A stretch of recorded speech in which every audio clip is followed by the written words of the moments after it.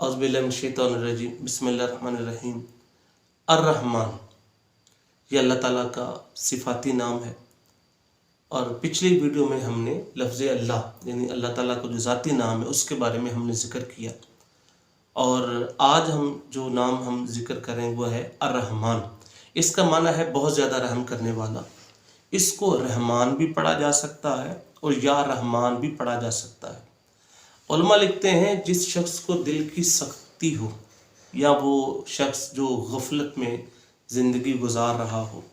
وہ 100 دفعہ ہر نماز کے بعد، فجر کے بعد، ظہر کے بعد، عصر کے بعد، مغرب کے بعد، عشاء کے بعد،